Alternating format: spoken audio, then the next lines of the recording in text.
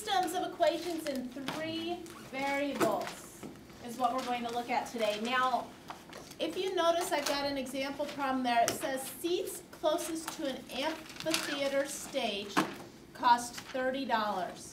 The seats in the next section cost $25, and the lawn seats are $20. There are twice as many seats in section B as in section A. When all 19,200 seats are sold, the amphitheater makes $456,000.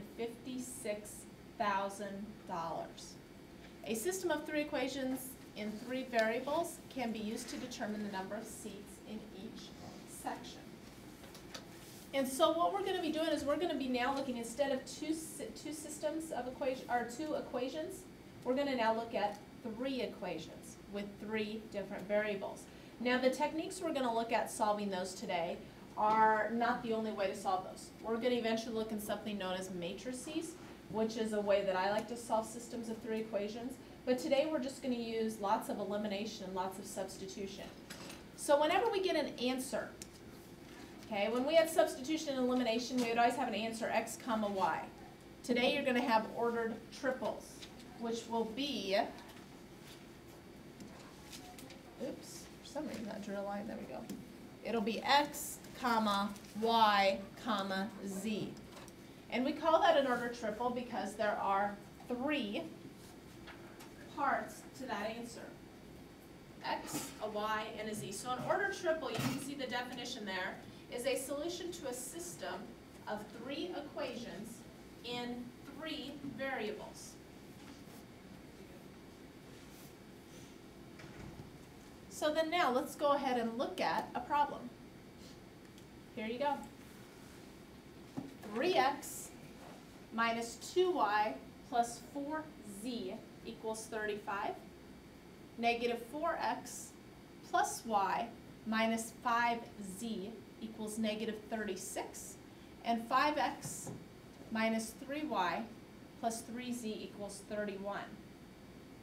Now on these problems, I can tell you they're not going to be short to solve. They're going to take some time and some paper. So now what our goal is going to be to do is our goal is going to be to eliminate one of the variables, x, y, or z. Things to look for are positive and negative signs if you have opposite signs. And if I would eliminate the x here, I would have 3, 4, and 5. I would have to make those all a number that 3, 4, and 5 go into. So I would have to make those all the number 60. So when I think about that, 60, okay, is a big number, right? So I'm going to have to be multiplying the top by 20, the middle by 15, and the bottom by 12. So I don't really want to get super big numbers, so I'm not going to eliminate the x here. Okay? If I look at the y's, I've got a 2, a 1, and a 3. What number does 2, 1, and 3 go into? 6. So obviously the numbers here are going to be a lot smaller, right? What about the last one? Z. 60. Again, a big number. So which of the three is going to be probably the easiest to eliminate to start with? Y. And so what I'm going to do is I'm going to multiply the top equation by what? 3. I'm going to multiply the bottom equation, or the middle equation by 6, and the bottom equation by 2. Now if we notice here, when I do that, I get the following. Now you have to multiply the 3 throughout each of the 4 terms. You have to multiply the 6 by each of the 4 terms. And last but not least, you have to multiply the 2 by each of the 4 terms. And when you do that, that is what you get.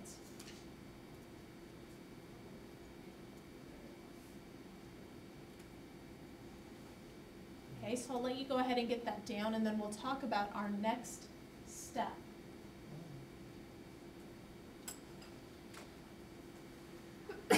Now remember, our goal was to eliminate a variable. And so what I'm going to do is I'm going to take, since you obviously can't eliminate y by adding all 3 together, there's no way to do that. I'm going to just take 2 of the 3 equations. So the top equation I'm going to call equation 1. I'm going to call the middle equation 2, and I'm going to call the bottom equation 3. So what two equations could you add together now and eliminate the y?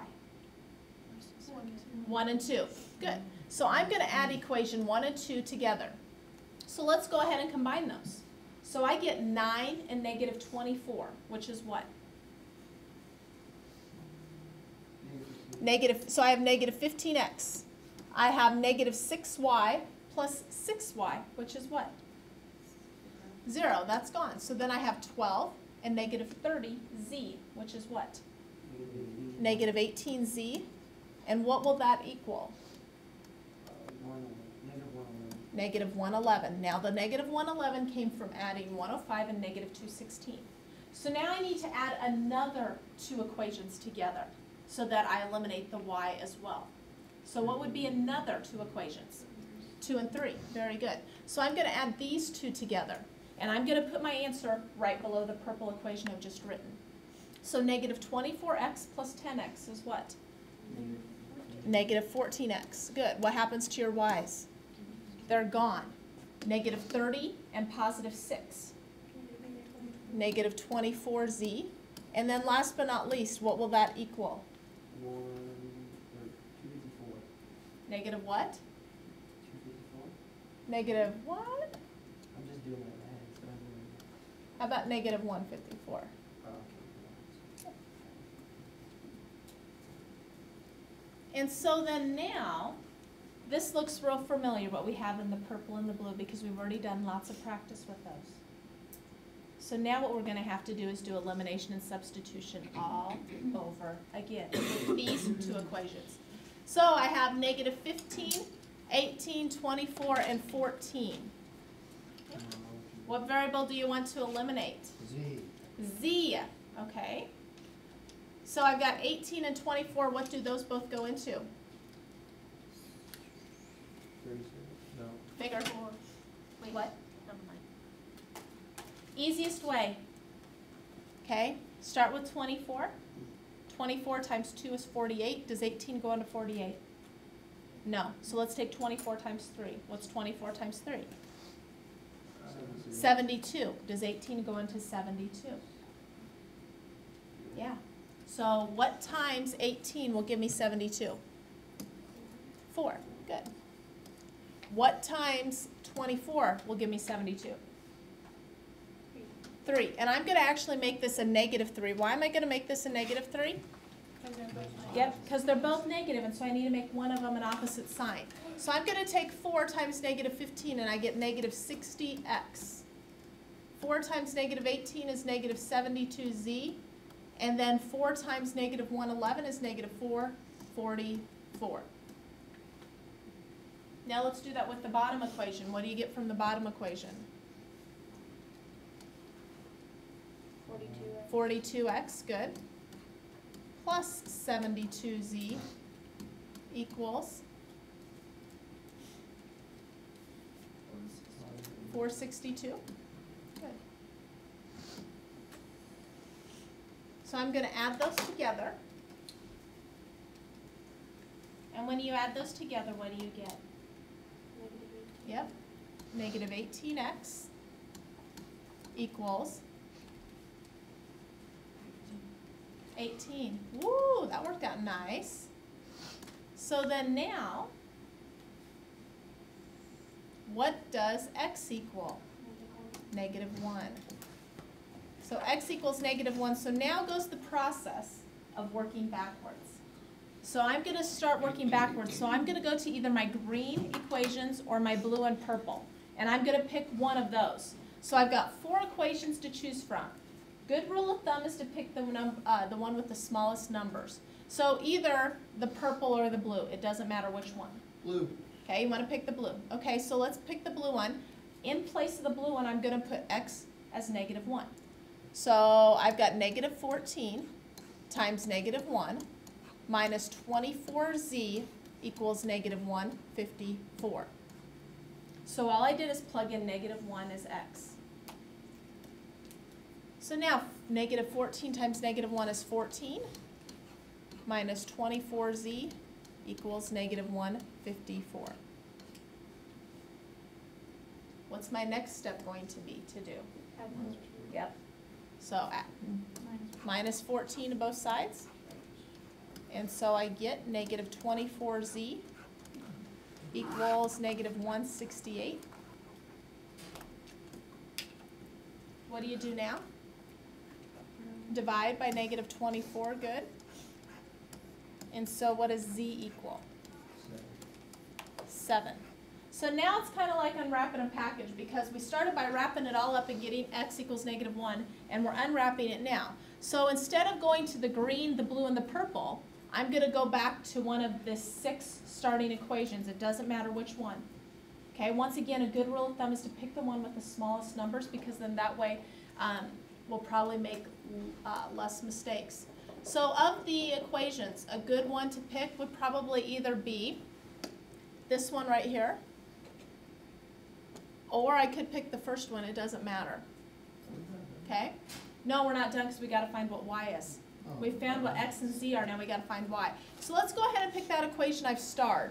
And so that says I'm going to take negative 4x, so negative 4 times negative 1, plus y, minus 5z, and that will equal negative 36. Okay, because remember, our goal is to get an ordered triple, which means we have 3 variables. So I plugged this into the second equation, and so now I need to solve it for y. So I end up getting 4 plus y minus 35 equals negative 36. So let's go ahead and add like terms together. So I'm going to add the 4 and the negative 35. So I end up getting y minus 31 equals negative 36. What do you do now? Add 31 to both sides. Very good. So when I add 31 to both sides, what do you end up getting y to equal?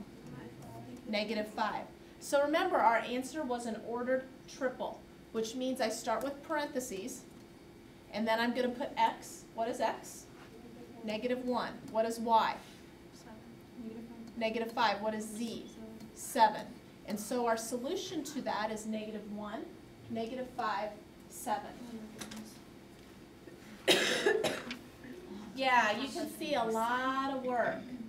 And it's really important early on to make sure that you're correct, because otherwise that's going to throw the whole problem off. So we're going to look at another one. Okay. So obviously you can see you're probably not going to have a lot of problems on today's homework, but they're going to take a while.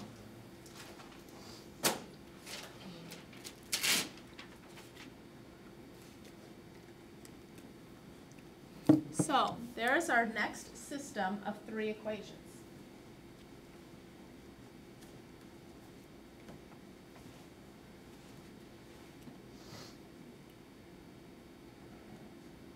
So I'll let you get that down. As you're getting that down, I want you to think to yourself, what would be a good variable to solve for, and why?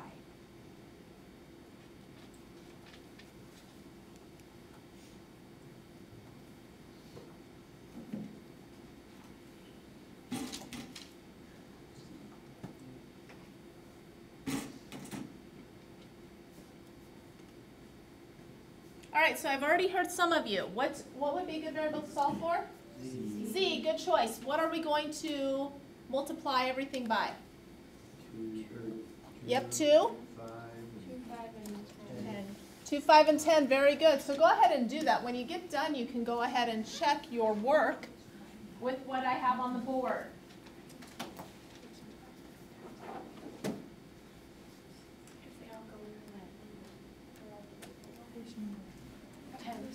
Okay, the question is, where did the 10 come from?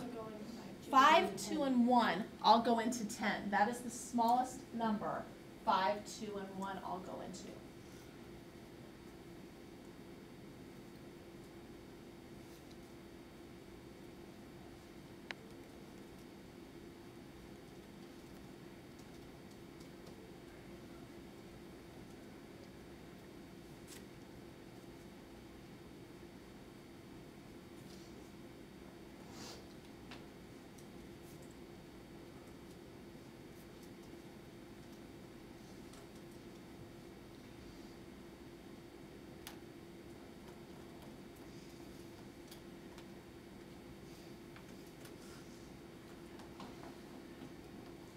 Okay, as some of you are finishing that up, I want you to now think. We have to eliminate the z.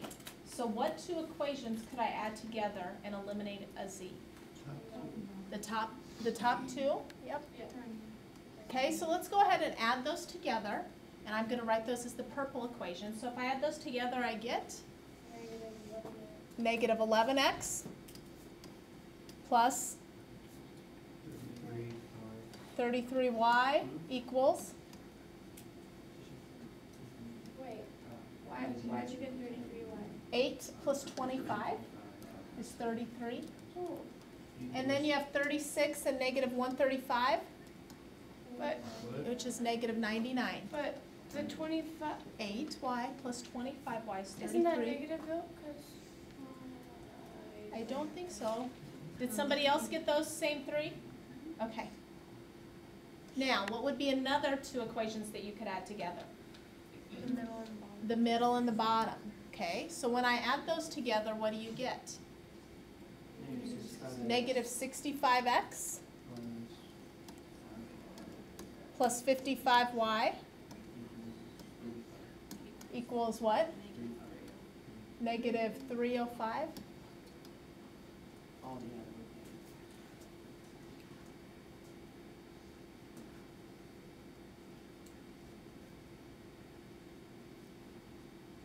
Okay, now, this would be one that we could use elimination on, okay? But if you can see, the numbers are going to get kind of big, and you could use elimination.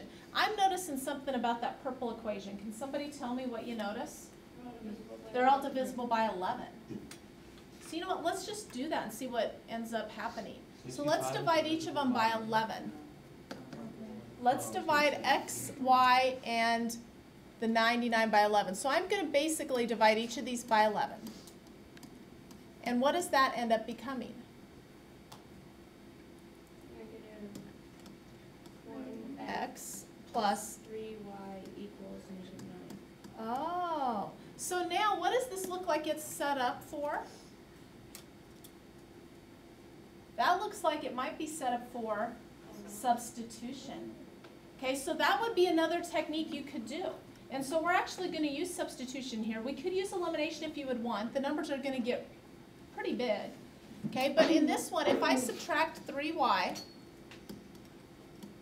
I end up getting negative x to equal negative 9 minus 3y. Now remember, our whole goal is to solve it for a variable. I'm almost there. What do I need to solve it for?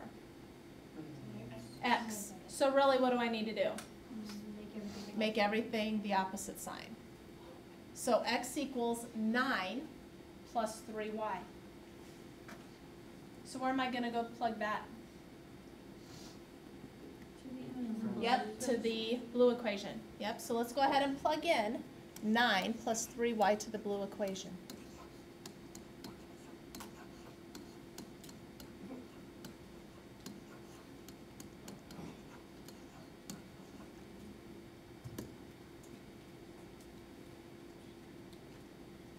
So let's go ahead and distribute.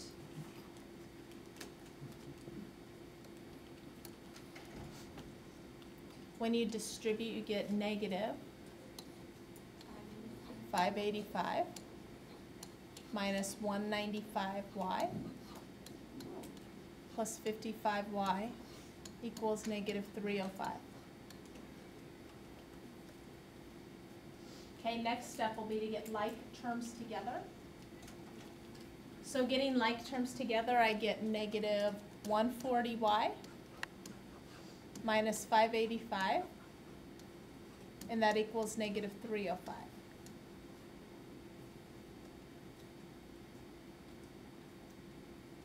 So now what do you do? Add 585, very good.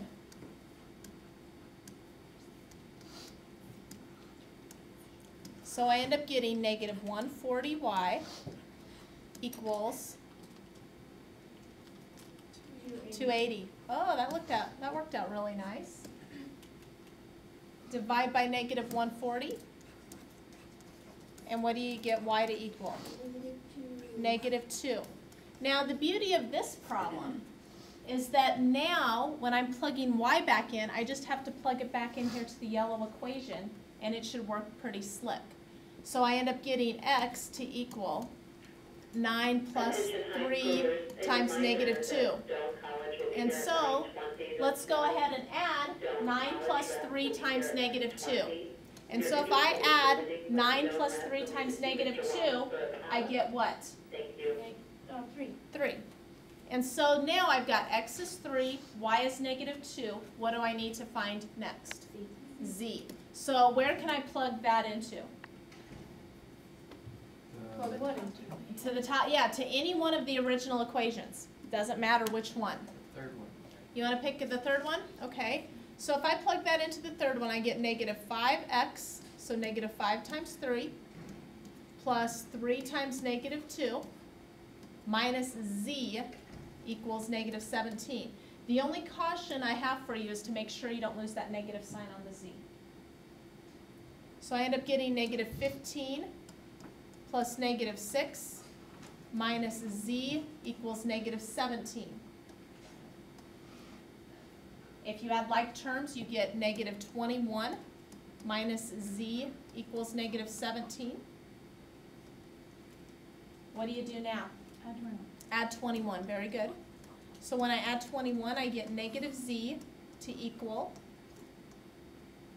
4. So now what I need to do is go ahead and divide both sides by, and what do you get z to equal? Negative 4. Negative 4. So my solution will be 3, negative 2, negative 4. Okay, now this is what we're going to do. I didn't have a chance to look at the last two, but I'm going to go ahead and call that good. I think we've kind of had enough.